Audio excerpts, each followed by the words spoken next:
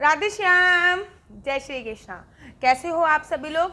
उम्मीद करती हूँ आप सभी मंगल में होंगे, अच्छे होंगे, स्वस्थ होंगे और बहुत अच्छे होंगे। जैसे कि आज का जो विषय है वो बहुत बहुत बहुत ज़्यादा ज़रूरी है और मैं 100% कह सकती हूँ कि भारत में 90% लोगों को जो सनातन धर्म से ताल्लुक़ रखते हैं उनको इस बारे में जानकारी नहीं है कि जब हम मंदिर जाते हैं, जब हम किसी भागवत में जाते हैं या फिर जब हम किसी तीर्थ स्थल पे जाते हैं और वहाँ पर जो माला हमें दी जाती है, अर्थात एक माला भगवान के चरणों को लगा के हमें दे देते हैं या फिर कोई साधु संत हमें कोई माला देते हैं, हम किसी जागरण में गए तो वहाँ पे हमें जो माला मिल रही है या फिर जहाँ पे भी कथा चल रही है पोथी से उठा के जो हमें माला दी जाती है, उसका क्या करना चाहिए?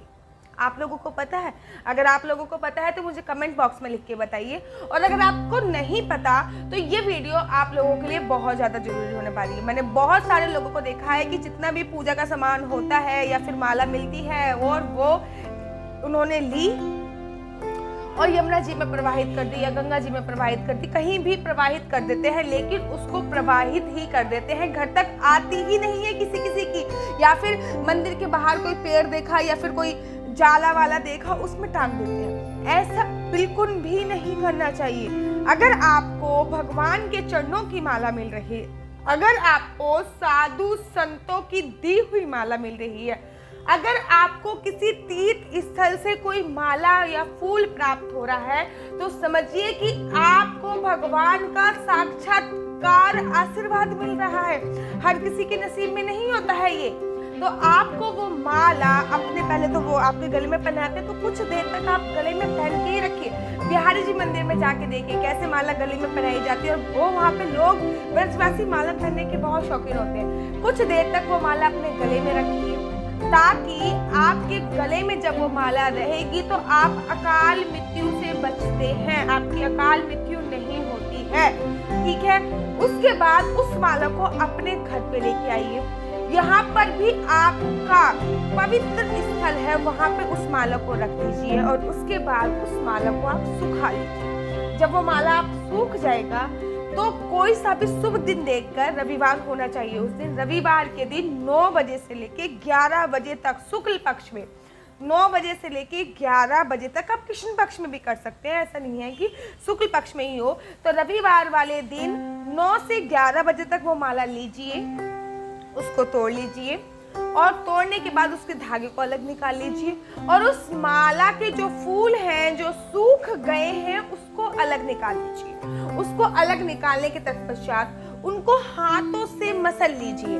उनको हाथों से मसलने के बाद उनका पूरा चूरा बना लीजिए। आप देखोगे जब वो माला को आप हाथों से मसलोगे तो कहते हैं, ऐसा मैंने ऋषि मुनियों के मुख से सुना है, ऐसा मैंने संतों के मुख से सुना है कि जब हम माला को, भगवान के चरणों की माला को या फिर साधु संतों के द्वारा दी हुई माला को अपने हाथ से मसलते हैं तो हमारे हाथ की जो दुर्भाग्य की रेखा होती है वो सौभाग्य में बदल जाती है, और जो सौभाग्य की रेखा होती है वो परम सौभाग्य में बदल जाती है। तो आपको माला लेनी है, माला के फूल लेने हैं और उनको हाथ से मसल के चूरा बना देना है। चूरा बनाने के बाद उस चूरे को 2 भागों में विभाजित कर देना है। 2 भागों में विभाजित करके आधा चूरा आप किसी भी एयरटाइट कंटेनर में, अर्थात किसी भी डिब्बे में रख लीजिए। आधा चूरा आप एक लाल कपड़े में बांधकर अपनी अलमारी, यहाँ पे भी आपका लॉकर हो, अलमारी हो, पर्स में भी रख सकते हैं उसको, कहीं पे भी, यहाँ पे आपके घर में लक्ष्मी का वास हो, यहाँ पे आपके घर की लक्ष्मी रखी जाती हो, यहाँ पे आपके घर की ज्वेलरी रखी जाती हो, वहाँ पे आधी माला, मतलब आधा चूरा वहाँ पे रख दीजिए, आधा चूरा एक उस पे रख दीजिए air tight container, air tight डिब्बे में। आप देखोगे जब वो माला पूरी तरीके से पीस देते हो तो उसका चूरा बन जाता है। उस चूरे को नित्य प्रतिदिन पूजा अर्चना वंदना करके, भगवान को नहीं लगाना है वो चूरा आपको, यहाँ पे आप तिलक लगाते हो, नित्य पूजा करने के बाद वो चूरा आपको लगाना। उससे क्या होगा, क्योंकि वो माला साधु संतों का प्रसाद है, वो माला भगवान के चरणों का प्रसाद है। जब आप वो चूरा अपने यहाँ पे आज्ञा चक्र, यहाँ पे मेरी छोटा तिलक दिख रहा है, यहाँ पे आपको नित्य प्रतिदिन लगाना है। थोड़ा सा पानी डालिए, थोड़ा सा चूड़ा, जैसे चंदन लगाते हैं, तिलक लगाते हैं, यहाँ पे आपको लगा लेना है। इससे होगा क्या, क्योंकि वो भगवान के चरणों की माला है, क्योंकि वो साधु संतों के दिया हुआ आशीर्वाद है, तो जो हमारे भाग्य की दुर्भाग्य की रेखा होती है वो सौभाग्य में बदल जाती है मात्र और मात्र इतना करने से। मैं आपको कुछ ऐसा नहीं बताती कि आपको बहुत कुछ करना पड़ता है, मात्र थोड़ा सा नियम करना है, कुछ नहीं करना आपको। जो भी आपके घर में जो भी आपको जानकारी नहीं है उसी के बारे में मैं आपको जानकारी देती हूँ और सही जानकारी देती हूँ।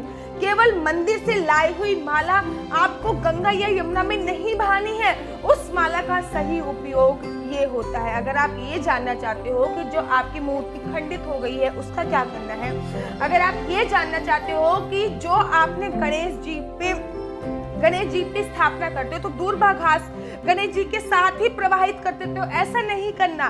नवरात्रे आने वाले हैं, नवरात्रों में जब आप जौ उगाते हो तो जो भी माता रानी के साथ गंगा यमुना में प्रवाहित करते हो, ऐसा नहीं करना होता है। कहते हैं कि एक भी जौ, जब आप नवरात्रों में जौ उगा रहे हो और अगर एक भी जौ अगर आपने गंगा जी में यमुना जी में प्रवाहित कर दिया तो आपके घर की सारी धन संपदा चली जाएगी। उस जौ का क्या करना है, और आप अगर धूपबत्ती या फिर अगरबत्ती चलाते हो तो उसका जो राख होती है उसका क्या करना होता है, अगर आप हवन वगैरह करते हो तो उसकी राख होती है, उसका क्या करना होता है। किसी को भी गंगा या यमुना में प्रवाहित नहीं करना होता, किसी को भी गंगा यमुना में प्रवाहित नहीं करना होता।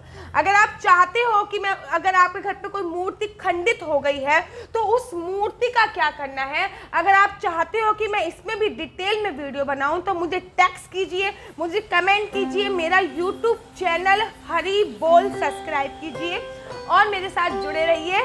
हरि बोल, राधे श्याम।